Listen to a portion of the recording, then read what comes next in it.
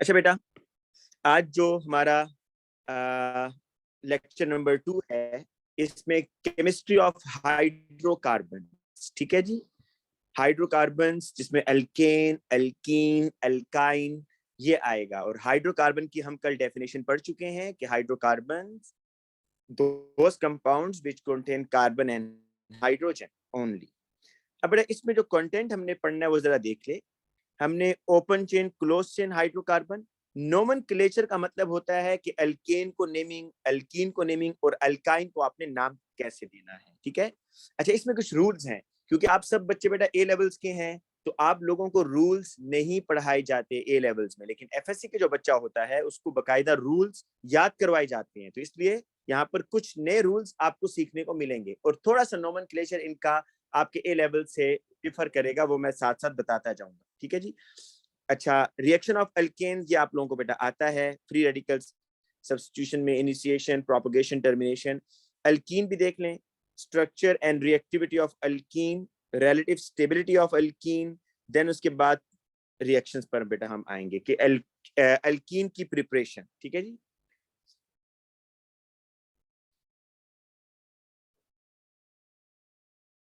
अच्छा बेटा, यहाँ से हम, ये तो सारा कंटेंट है जो हमने पढ़ना है, ठीक है ना। तो ये मैं आपको क्लास के बाद सेंड भी।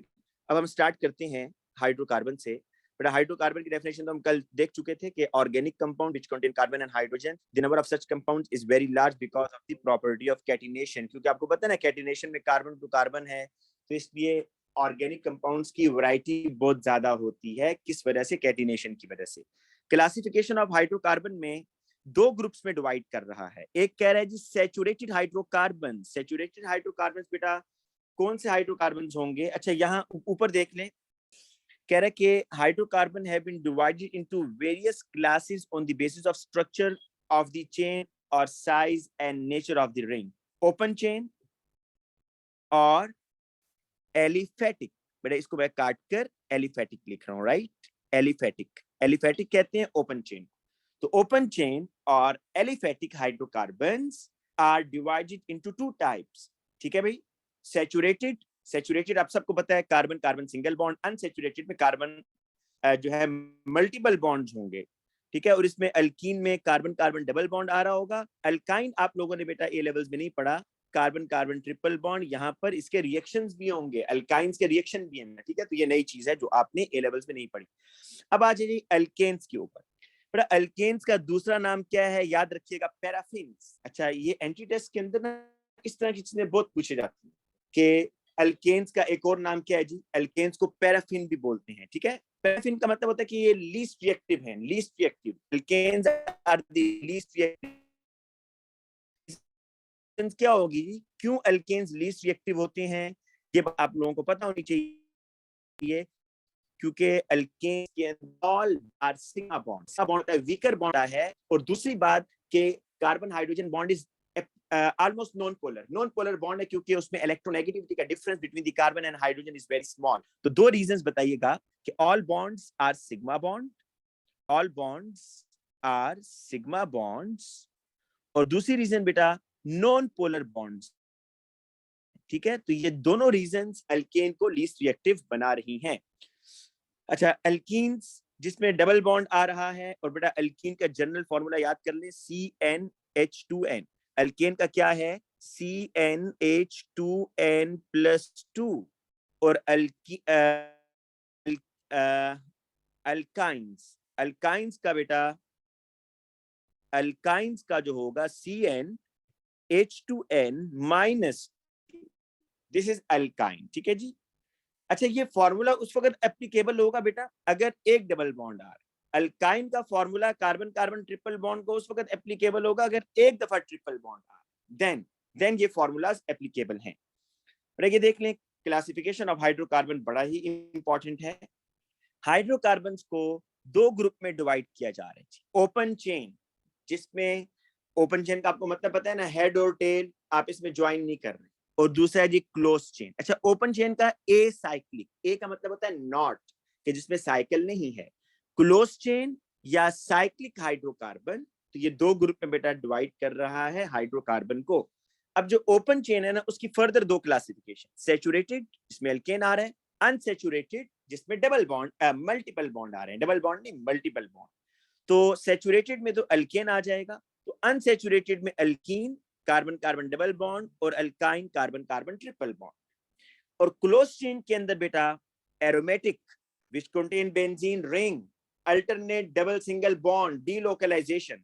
और एलिसाइक्लिक का बेटा ये मतलब होगा कि जिसमें बेंजीन रिंग नहीं है।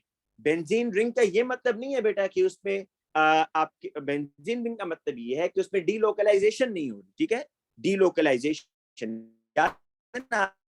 आपको कल मैंने जो फ्यूरॉन का स्ट्रक्चर बताया, फ्यूरॉन वो इस तरह बताया था ना बेटा, तो आप फ्यूरॉन को इस तरह भी लिखते हैं, देखें ऐसे करके, ऐसे भी लिख सकते हैं, दिस इज फ्यूरॉन। तो इसमें बेंजीन रिंग आ गया ना। तो बेसिकली कंडीशन ये है कि अगर डीलोकलाइजेशन हो रही है तो वो एरोमेटिक होगा, डीलोकलाइजेशन नहीं हो रही तो वो एरोमेटिक नहीं होगा। और मैंने कल निशानी बताई थी कि एरोमेटिक के अंदर all carbon must be sp2 hybridise. यहां देखें ना, ये कार्बन तो sp2 नहीं है, ये कार्बन sp3 है। तो close chain aromatic hydrocarbon and alicyclic. Alicyclic का है तो क्लोज चेन साइक्लोएल्केन्स है बेटा, एलिसाइक्लिक आर साइक्लोएल्केन्स, लेकिन उसमें आपके कार्बन sp3 हाइब्रिडाइज हैं और डीलोकलाइजेशन नहीं हो रही, ठीक है जी। अब आ जाए फ्री रेडिकल के ऊपर। फ्री रेडिकल क्या होता है? फ्री रेडिकल जिसके पास अनपेयर्ड या ऑड नंबर ऑफ इलेक्ट्रॉन हो। याद रहे free radical is the neutral atom. Free radical कोई चार्ज पार्टिकल नहीं है, ये न्यूट्रल एटम है लेकिन हाईली रिएक्टिव है। Neutral atom but highly reactive. और एक मिनट बेटा, मैं जरा नेट को देख लूं कि आपको, एक मिनट सिर्फ, अगर मैं इसको स्विच कर लूं नेट को, ठीक है। अच्छा देखें, होमोलिटिक फिशन और हेट्रोलिटिक फिशन जल्दी से बता देता हूं, वैसे ये ए लेवल्स में बहुत डिटेल में आपने किए।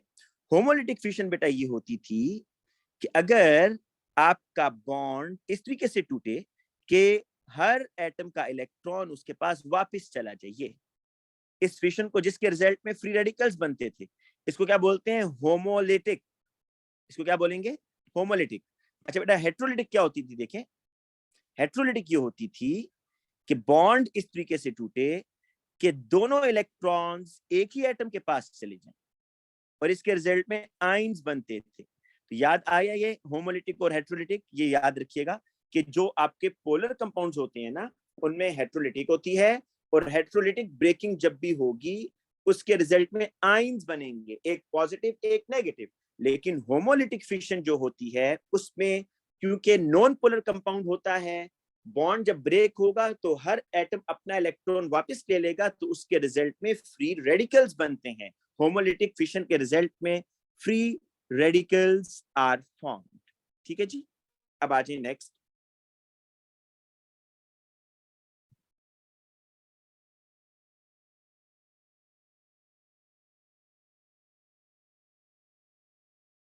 अच्छा, अब बेटा देखें, homolysis result in neutral fragments or atoms known as free radicals. The relative order of stability of common free radical is। अच्छा, इसमें से बाज नाम आपने नहीं पढ़े होंगे, जिस तरह आपको बेंजाइल का नहीं पता होगा, ठीक है, बेंजाइल ग्रुप कहते हैं, बेंजीन के साथ CH2 लगाओ, तो इसलिए अभी परेशान होने की बात नहीं है, बेंजीन का पूरा चैप्टर हमने आगे पढ़ना है, ये बेंजाइल होता है, ठीक है।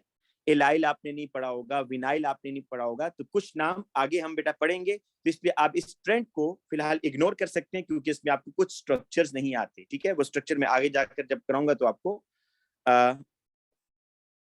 जी बेटा, मैं क्लास के बाद ये दोनों स्लाइड्स भेज दूंगा भाई, कल वाली तो मैंने भेज दी थी, ये भी भेज दूंगा, ठीक है। आइंदा मैं इस तरह करूंगा कि स्लाइड पहले भेज दिया करूंगा ताकि आप उसको आराम से पढ़ सकें। अच्छा देखिए, ये क्वेश्चन है, which of the following is the least stable free radical. देखें, ये बिल्कुल उसी तरीके से है कि आप लोगों ने एक टॉपिक पढ़ा था, primary carbocation, secondary carbocation and tertiary carbocation, और उसमें आप लोगों ने कहा था कि कौन सा कार्बोकेटाइन ज्यादा स्टेबल है, तो उसमें हमने पढ़ा था कि जो टर्शियरी कार्बोकेटाइन है वो मोर स्टेबल है क्योंकि इसमें मोर नंबर ऑफ अल्काइल ग्रुप्स हैं, ठीक है।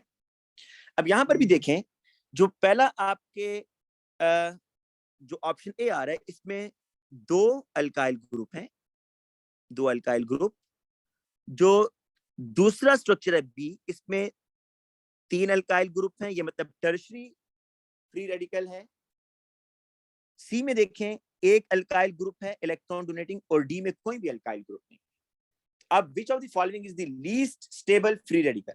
ठीक है, तो अब देखें, आपको ए भी नहीं कहना क्योंकि ए तो सेकेंडरी है, बी आपका टर्शरी है, सी आपका बेटा प्राइमरी है, उसमें 1 अल्काइल है, डी में कोई भी अल्काइल ग्रुप नहीं है, डी ऐसे है, तीनों हाइड्रोजन लगे हैं, इनकी तो इलेक्ट्रॉन डोनेटिंग नेचर नहीं होती ना बेटा। तो इसलिए यहाँ कह रहा है एक्सप्लेनेशन में डी कि CH3 dot is the least stable free radical. Free radical is the species which contain has odd or unpaired electron. It is paramagnetic in nature. इसका मतलब बेटा आपको जब मैं कराऊंगा ट्रांजिशन एलिमेंट्स, वहां पर बताऊंगा कि डायमैग्नेटिक और पैरामैग्नेटिक ये 2 टर्म्स हैं, ये क्या होती हैं। ठीक है, homolysis result in neutral fragment और atom known as free radical.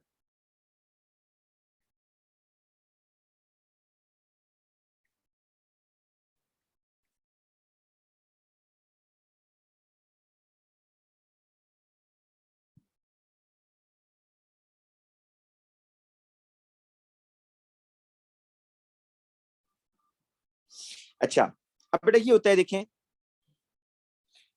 कि जो एक बच्चा पूछता है कि सर इसका ब्रीफली बता दें कि व्हाट इज पैरामैग्नेटिक। बड़ा ब्रीफली ये सुन लें, बिल्कुल शॉर्टकट, कि ऐसे पार्टिकल्स जिनमें कोई अनपेयर्ड इलेक्ट्रॉन ना हो, कोई अनपेयर्ड इलेक्ट्रॉन ना हो, तो वो अट्रैक्शन शो नहीं करते टुवर्ड्स मैग्नेटिक फील्ड, उनको बोलते हैं डायामैग्नेटिक। उनको क्या बोलते हैं? डायामैग्नेटिक, ये वर्ड होता है डायामैग्नेटिक, जिनमें no unpaired electron, no unpaired electron, उनको क्या बोलेंगे? डायामैग्नेटिक। लेकिन इसके मुकाबले में एक और टर्म, जिनके पास अनपेयर्ड इलेक्ट्रॉन हो, जैसा कि ये ऊपर रेडिकल्स जो हैं, रेडिकल्स इनमें सब में अनपेयर्ड इलेक्ट्रॉन है ना, तो अनपेयर्ड इलेक्ट्रॉन होने की वजह से ये अट्रैक्शन शो करेंगे टुवर्ड्स द मैग्नेटिक फील्ड। ठीक है, इसलिए बस इनको आप फ्री रेडिकल्स को पैरामैग्नेटिक कह रहे हैं। ट्रांजिशन एलिमेंट्स में इसकी आपको फर्दर डिटेल भी बताऊंगा। ठीक है, अब आ जाए रिएक्शन ऑफ एल्केन्स के ऊपर। एल्केन्स बेटा कौन से रिएक्शन देते हैं? एल्केन्स के जो रिएक्शन है वो काफी सारे, मैं जरा साइड पे लिखता हूँ सारे रिएक्शन। एक तो जो आप लोगों ने पढ़े हैं ना बेटा, मैं वो भी लिखता हूँ जो ए लेवल से पढ़े हैं। फ्री रेडिकल सब्स्टिट्यूशन रिएक्शन, ठीक है ना। फिर उसके बाद बेटा जो कंबस्शन रिएक्शन है, कंबस्शन रिएक्शन, इसमें बेटा दोनों आएंगे। दोनों कौन से? एक कंप्लीट कंबस्शन है, कंप्लीट कंबस्शन, और दूसरी है इनकम्प्लीट कंबस्शन। ठीक है जी, ये आपके पास इसका हो गया कंबस्शन रिएक्शन। तीसरा कैटालिटिक ऑक्सीडेशन, ये आप लोगों ने नहीं पढ़ा हुआ बेटा, ये आपको मैं करवाता हूं। Catalytic oxidation in alkanes, alkanes में कैटालिटिक ऑक्सीडेशन भी होती है। ठीक है, अल्केन की कैटालिटिक ऑक्सीडेशन, ये जरा देखिए बेटा कैसे होगी कैटालिटिक ऑक्सीडेशन। देखिएगा, ये जी आपके पास CH4, ये इसी एग्जांपल के साथ याद रखिएगा।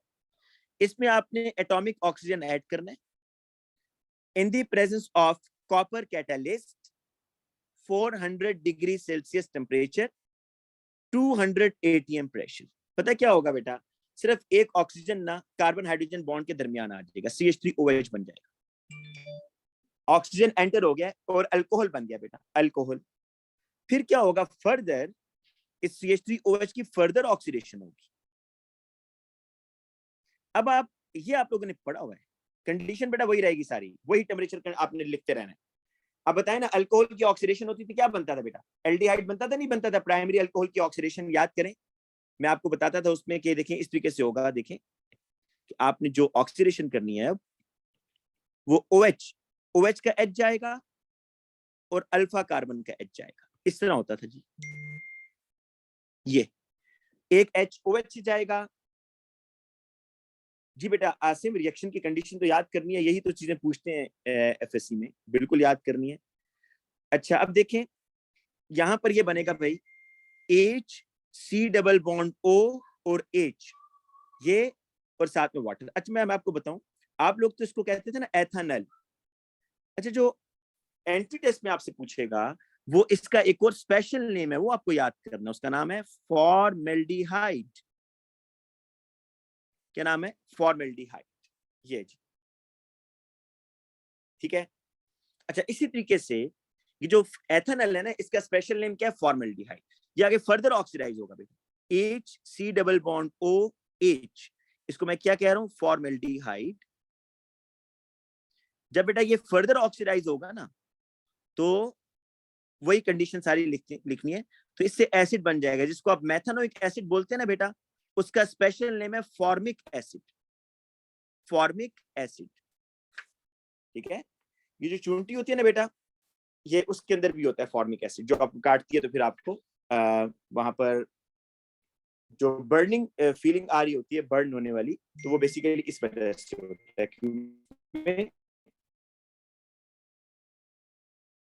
बेटा एक कह रहा है कि इट्स नॉट मैथनल। अरीशा मैं आपको कह रहा हूं कि दिस इज मैथनल, लेकिन जो एफएससी में बच्चों को हम याद कराते थे वो ये है कि इसका जो सिस्टमेटिक नेम है ना वो तो मैथनल, जो सिस्टमेटिक नेम है वो तो मैथानोइक एसिड है, लेकिन बाज एसिड ऐसे हैं जो उनके सिस्टमेटिक नेम से नहीं पूछे जाते एंट्री टेस्ट में, वो उसके कॉमन नेम से पूछते हैं, नेम से।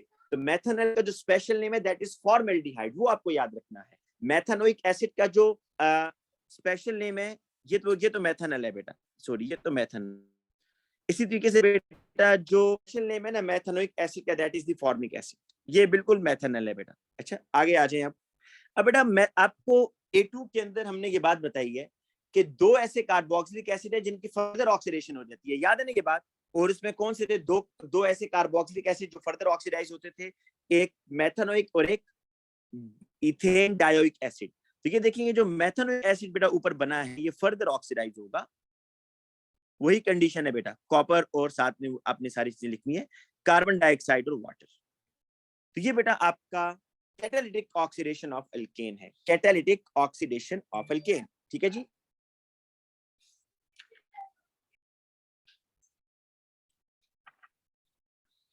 अच्छा बेटा अब आ जाते हैं बेटा जरा एल्केन की प्रॉपर्टीज के ऊपर, इसे हम देख लेते हैं जी। जरा यहाँ पर आ जाए रिएक्शन ऑफ एल्केन। कह रहे जी के जो फ्री रेडिकल सब्स्टिट्यूशन रिएक्शन है, फोटोकेमिकल रिएक्शन का मतलब है कि उसमें आपको लाइट चाहिए होगी। It takes place in the presence of diffuse sunlight, का मतलब होता है कि आपने जो सनलाइट उसके ऊपर बेटा यूज करनी है वो स्प्रेड हुई हो और थ्रू आउट आप जो है लाइट हर जगह से रिएक्शन में एंटर हो रही हो, एक साइड से एंटर ना हो रही हो। तो डिफ्यूज का मतलब है spread. Order of reactivity of halogen आप सबको पता है, फ्लोरीन सबसे ज्यादा रिएक्टिव होगा। क्यों? रीजन क्या है बेटा? इसलिए fluorine is a very good oxidising agent, oxidising agent अच्छा है इसलिए ये सबसे फास्ट रिएक्शन करेगा। लेकिन आपको पता है हम कभी भी स्कूल की लेबोरेटरी में फ्लोरीन को यूज नहीं करते, क्योंकि फ्लोरीन टेस्ट ट्यूब जो सिलिका की बनी है उसी से रिएक्शन कर जाता है। लेकिन अगर रिएक्ट ऑर्डर को देखा जाए तो फ्लोरीन सबसे ज्यादा रिएक्टिव होगा और iodine is the least reactive. ठीक है। और इसमें 3 स्टेप्स इनिशिएशन में याद है ना क्या होता था? Both free radicals are formed, free radicals बनते थे। प्रोपगेशन में क्या होता था बेटा? एक फ्री रेडिकल और एक नॉर्मल मॉलिक्यूल बनता था। और टर्मिनेशन में क्या होता है कि both free radicals react with each other.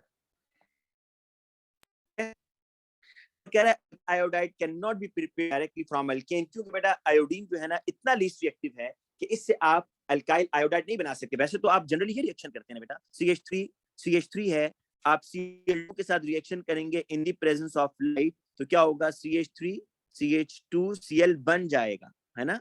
लेकिन वो ये कह रहा है कि जिस तरह आपने ये क्लोरो इथेन बनाया है ना, आप आयोडो इथेन नहीं बना सकते। रीजन क्योंकि iodine is the least reactive. ठीक है। तो alkyl iodide can not be prepared directly from alkane. अच्छा जी नेक्स्ट क्वेश्चन देखिए कि alkanes are known as paraffins.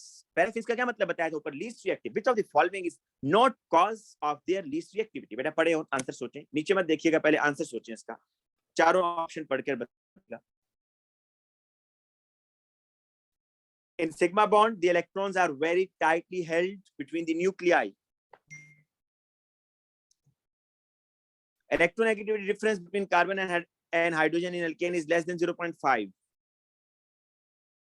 They can act as electrophile. ये तो बिल्कुल गलत बात की है भाई इसने. देखें, वो कह रहा है कि अल्केन्स क्यों लीस्ट रिएक्टिव हैं.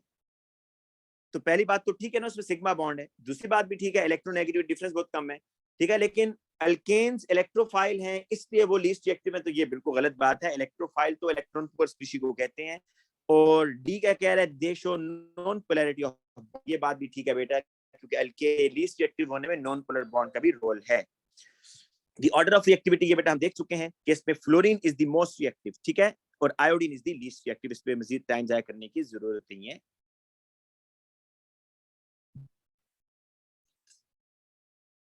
When excess of methane is treated with chlorine, the mixture is halogen or alkane are obtained. Condition for the reaction is बहुत ही simple है. Reaction of methane with chlorine in the presence of diffused sunlight. ठीक है जी. Next देखें. On the chlorine, ये इसलिए बेटा इसके MCQ आगे कि मैंने आप लोगों ने ये टॉपिक बहुत डिटेल में किया हुआ है. ठीक है, इसकी डिटेल बताने की जरूरत नहीं है, सिर्फ MCQ से आपको थोड़ा सा आइडिया हो जाएगा.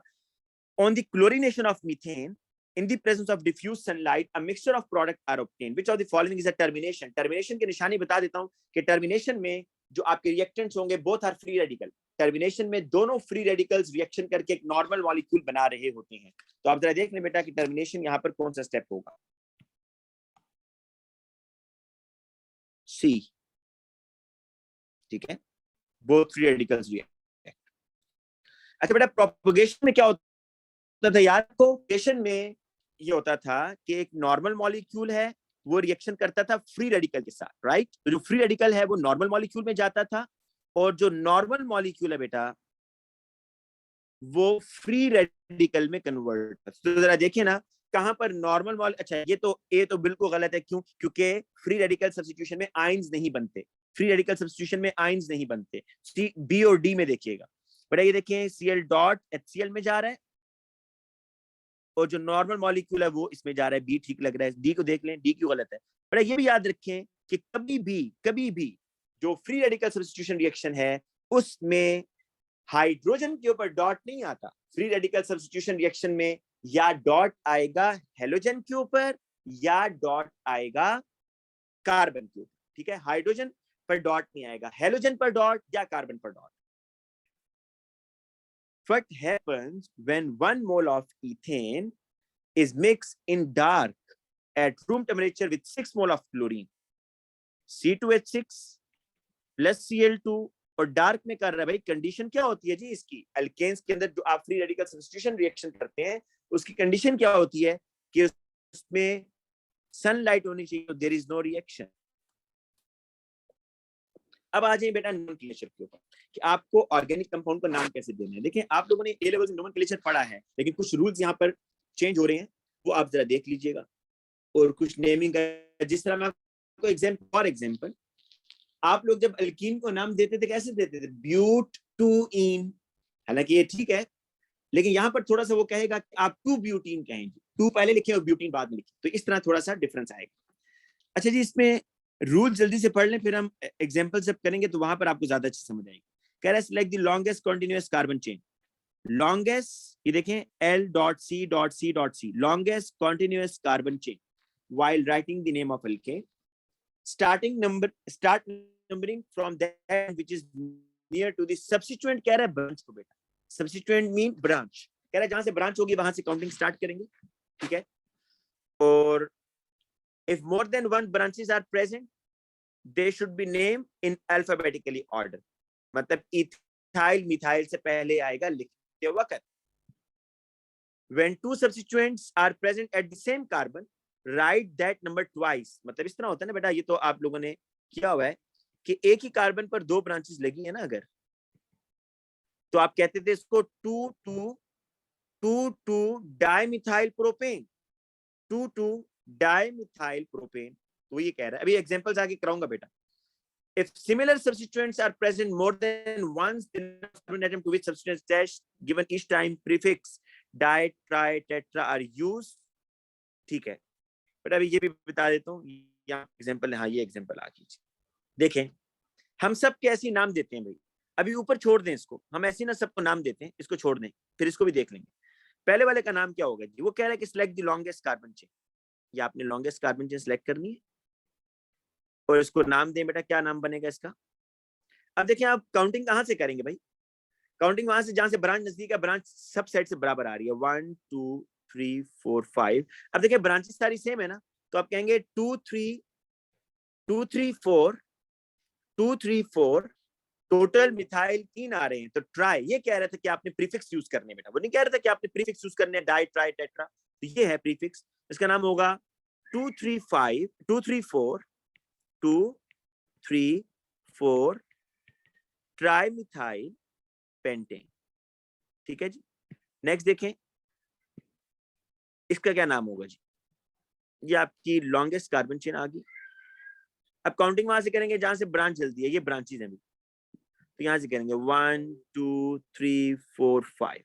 ये होगा 2 3 3 2 3 3 3 3, टोटल ब्रांचेस नहीं है, तो ट्राई मिथाइल पेंटेन।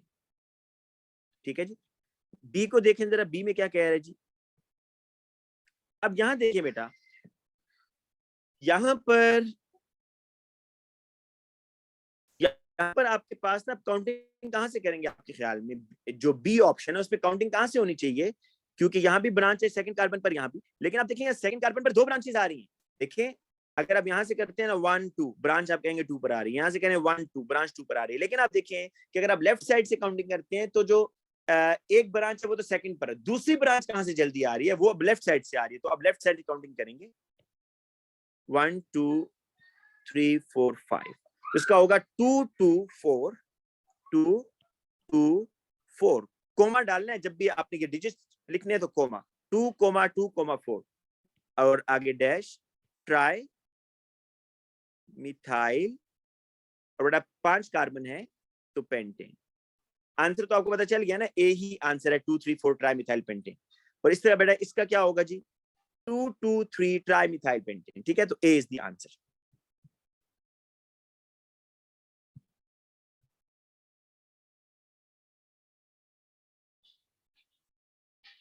यहाँ पे आ जाइए, इसको नाम देना है।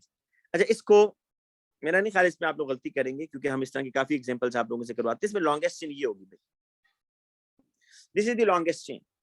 ठीक है, तो अब ये ब्रांच है ना, तो बस इसको 1 2, काउंटिंग वहां से करनी है जहां से ब्रांच जल्दी आएगी। तो ये हो जाएगा 3 मिथाइल हेप्टेन।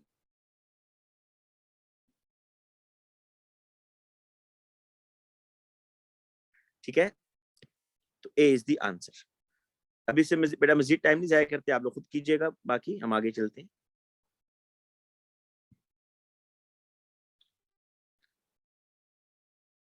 अच्छा बेटा, ये बेंजाइल का वैसे मैंने आपको बेंजीन में कराना है, लेकिन आप पूछ रहे तो बता देता हूँ। बेंजाइल ग्रुप क्या होता है? देखें, ये बेंजीन है, बेंजीन के साथ ना बेटा अगर CH2 ग्रुप लगाकर, ये बेंजीन के साथ अगर CH2 ग्रुप लगाओ ना, तो दिस इज कॉल्ड बेंजाइल। क्या बोलते हैं इसको? बेंजाइल। तो वो कह रहा है कि विच वन इज बेंजाइल? तो याद रखें ये C6H5, C6H5CH2। C6H5 तो रिंग हो गया ना आपका, तो CH2। ये वैसे परेशान ना हो, ये हम बेंजीन में करेंगे, ठीक है, नोमेनक्लेचर उसका।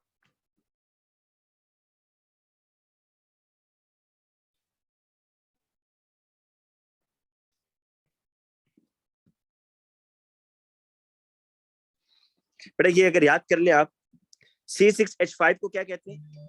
C6H5 को फिनाइल। ठीक है, ये तो आपने ए लेवल्स में किया हुआ है। C6H5 benzene ring, C6H5 benzene ring है बेसिकली। इसके साथ CH2 लगा होगा तो क्या बोलेंगे? बेंजाइल।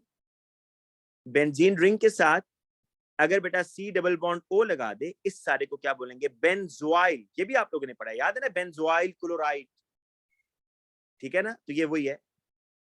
और C6H5 के साथ अगर CH लगा हुआ बेटा, CH, तो बेंजेल। ठीक है, इसको आप चारों को याद कर लीजिएगा। अब आगे देखें जी, स्ट्रक्चर ऑफ अल्केन्स। अल्केन्स के स्ट्रक्चर क्या है? बेटा ये आपको मैं बता चुका हूं, लेकिन जो इसमें आपने मेन चीज याद करनी है वो क्या है?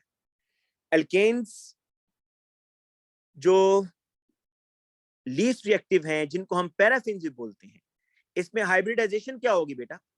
एक तो आपको शॉर्टकट बताया हुआ है कि जब भी कार्बन चारों सिंगल बॉन्ड बना रहा होगा, जब भी कार्बन 4 सिग्मा बॉन्ड बना रहा होगा sp3 हाइब्रिडाइज, लेकिन इसका एक और फॉर्मूला भी आपको बताया हुआ है मैंने, वो ये नंबर ऑफ अटैच एटम्स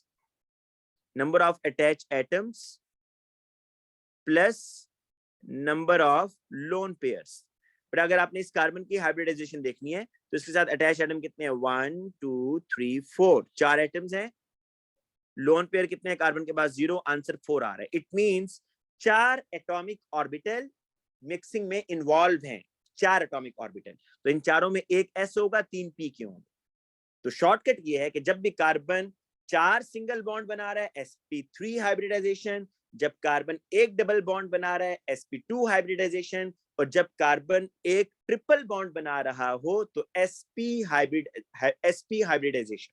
ठीक है, तो ये बात तो आपने याद कर लेनी है। दूसरी बात देखें, इसके अंदर जो बॉन्ड लेंथ है ना, ये आपको याद कर लेनी है।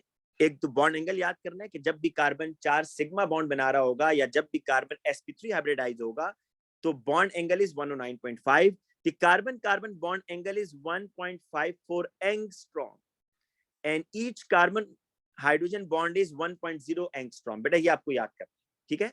और ये ऑर्बिटल डायग्राम आपको बनाने के लिए तो नहीं कहेगा, इसमें ये ओवरलैपिंग हो रही है, ये सिग्मा बॉन्ड है, ये सिग्मा बॉन्ड है, ये सिग्मा बॉन्ड, ये सिग्मा बॉन्ड, ये सिग्मा, ये सिग्मा, ये सिग्मा, और ये सिग्मा बेटा ये sp3 है और ये हाइड्रोजन का s, ठीक है ना। तो ये सिग्मा बॉन्ड है, ये sp3 और sp3 हाइब्रिड ऑर्बिटल के दरमियान बन रहे हैं, और यहाँ पर sp3 और हाइड्रोजन के दरमियान जो हाइड्रोजन का s ऑर्बिटल बॉन्डिंग में इन्वॉल्व है।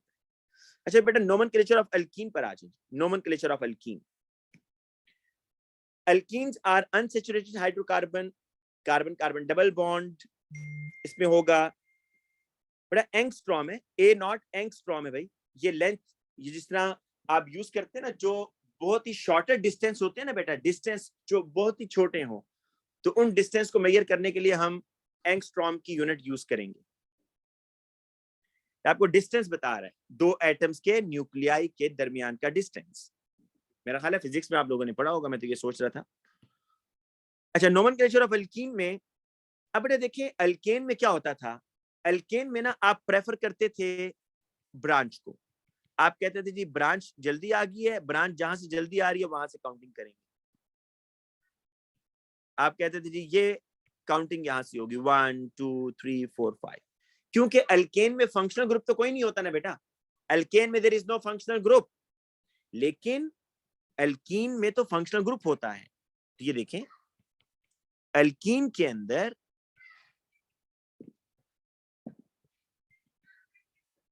अगर इस तरह हो ना बेटा, ये है आपसे कहा जी नाम दें, अब आपने प्रेफर करना है डबल बॉन्ड को, क्योंकि this is the reactive part. तो जहां जहां से डबल बॉन्ड जल्दी आएगा वहां से काउंटिंग करेंगे, ब्रांच को नहीं देखा। अब आप कार्बन नंबर 1 2 3 4 5 6, इसका नाम क्या होगा बेटा, इसका नाम होगा 4 मिथाइल। अच्छा जो ए लेवल्स में आप लिखते थे मैं आपको बताता हूँ, ए लेवल्स में आप क्या लिखते थे, 4 मिथाइल हेक्स 2 इन, यहां ऐसे नहीं चलेगा, आपने 4 मिथाइल 2 हेक्सीन कहना है बस, 2 हेक्सीन। ये जो 2 है ना, ये डबल बॉन्ड की पोजीशन ही बता रहा है, ठीक है। तो 4 मिथाइल 2 हेक्सीन, हेक्स 2 इन की जगह बस आपने जो पोजीशन होगी वो पहले बता देंगे, ठीक है भाई। इसी तरीके से बेटा मैं आपको कुछ एग्जांपल्स पहले नोमेनक्लेचर की करा दूं, जिसमें एल्कीन जो है,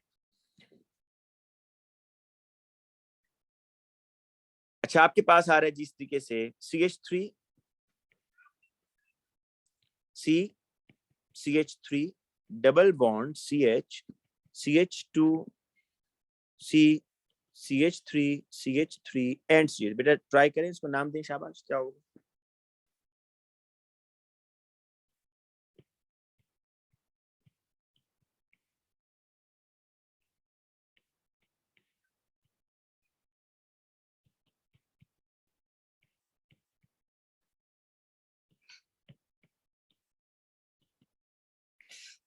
to five five trimethyl 2 hexene, ठीक है। और अगर बेटा एक से ज्यादा डबल बॉन्ड आ जाएं, फॉर एग्जांपल इस तरीके से,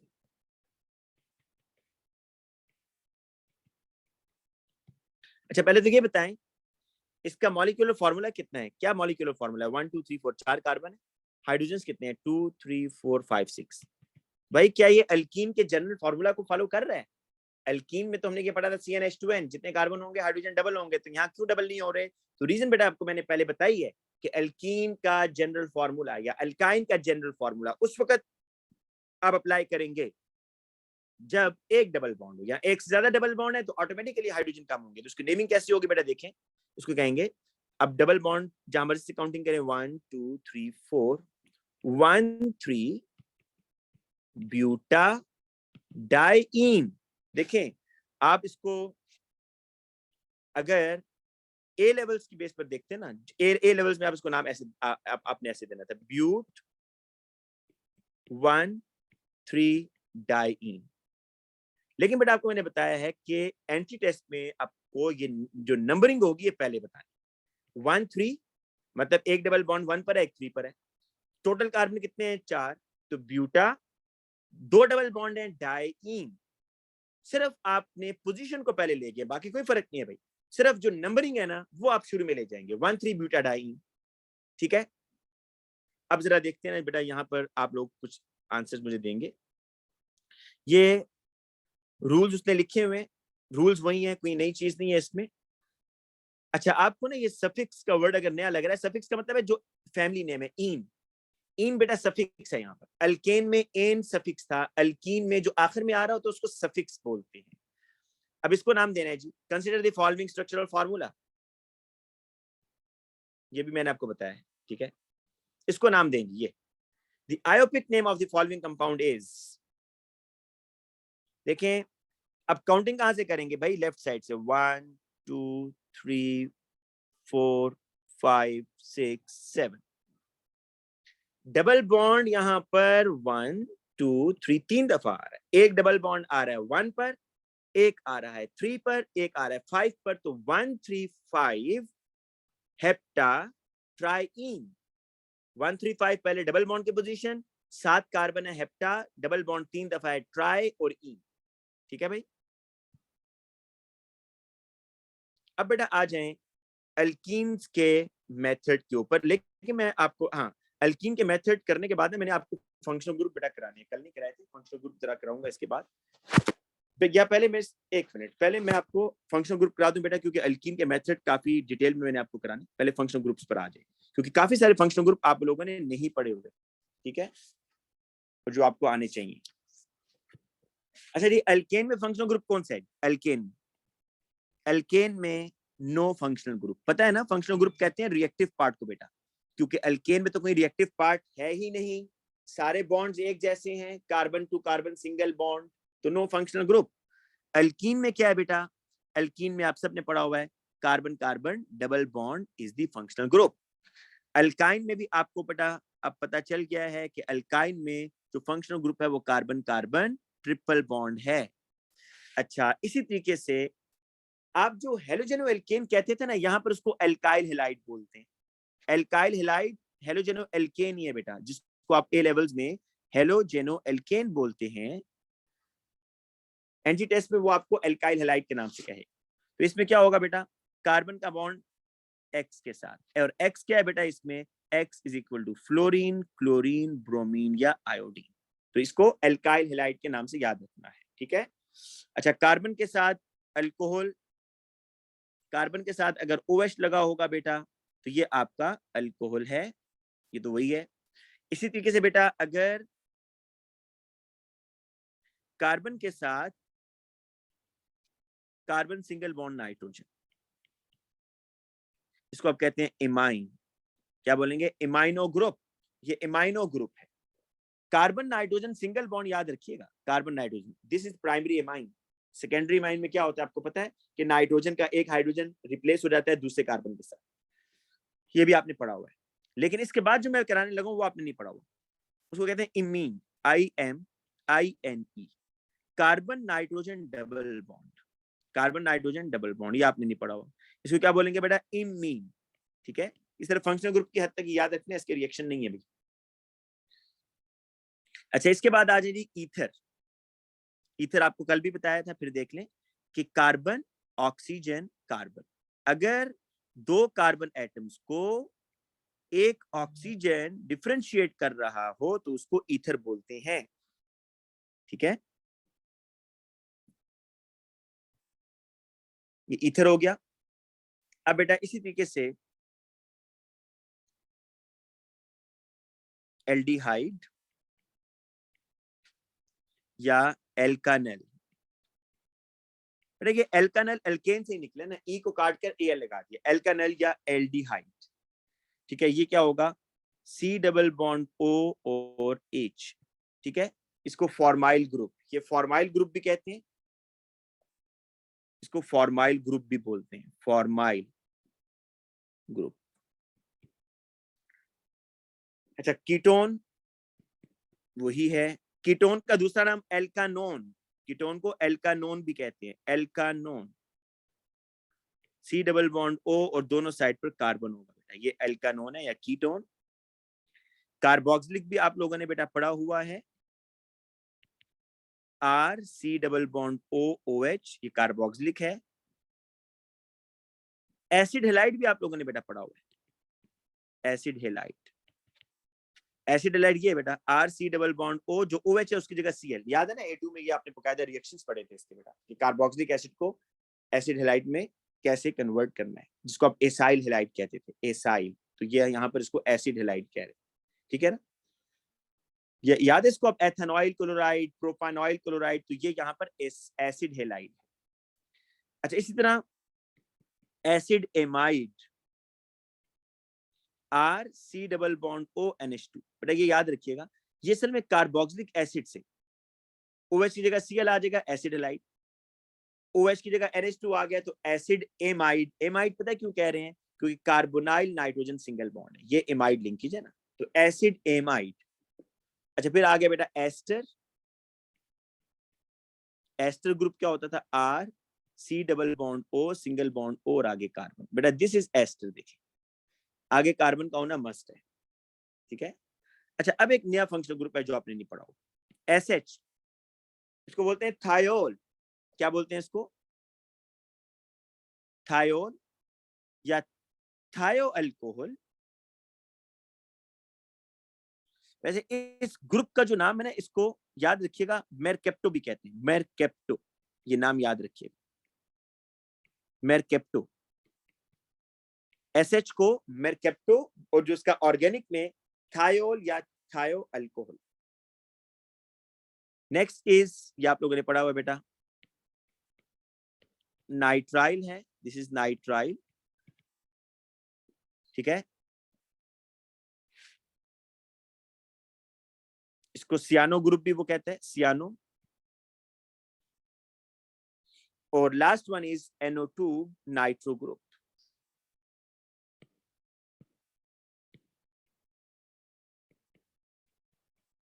इसको बोलते हैं नाइट्रो। ठीक है बेटा, तो ये जो कंपाउंड्स हैं इसमें कौन कौन से आपने नहीं पढ़े, मैं आपको इसलिए बता देता हूँ। नाइट्रो आपने पढ़ा हुआ है, आप लोगों ने मेरकेप्टो नहीं पढ़ा हुआ, इसको याद कर लें। एसिड एमाइड, ये नाम नया है, एसिड एमाइड को बेटा एसिड एमाइड कर लें। फिर एसिड हेलाइड का नाम नया है, फंक्शनल ग्रुप तो पढ़ा हुआ है आपने। और फिर बेटा इमीन, इमीन नया है और ईथर नया है, ठीक है। ये फंक्शनल ग्रुप, ये नाम आप लोगों को आने चाहिए। अब आ जाए बेटा दोबारा अपने टॉपिक के ऊपर।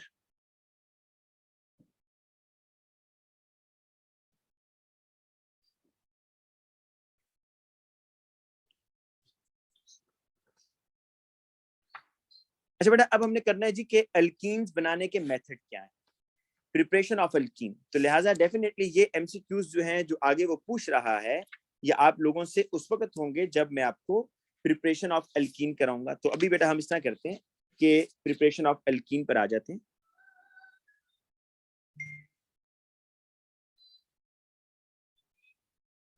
बेटा मैंने रिसोर्स कल भी शेयर किया था रेयान, मेरा ख्याल है कल मैंने ग्रुप में शेयर किया था रिसोर्स, अगर आपने देखा हो।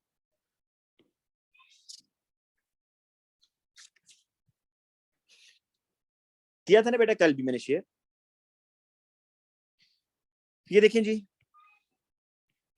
प्रिपरेशन ऑफ एल्कीन्स, बड़े ही इंपॉर्टेंट रिएक्शन होंगे जी अभी।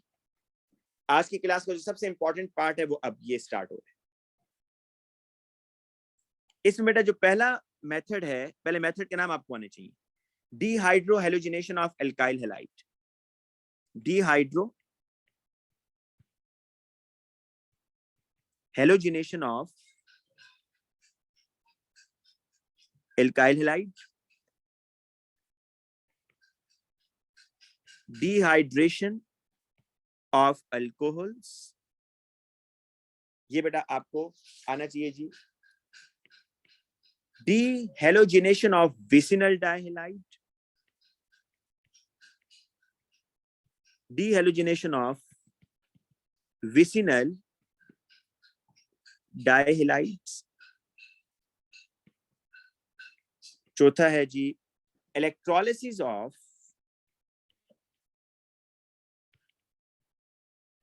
salts of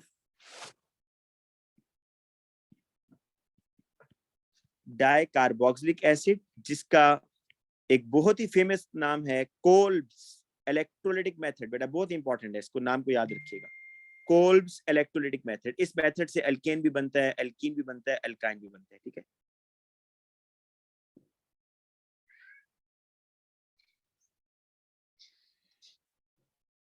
अच्छा इसके बाद आ जाए जी आगे।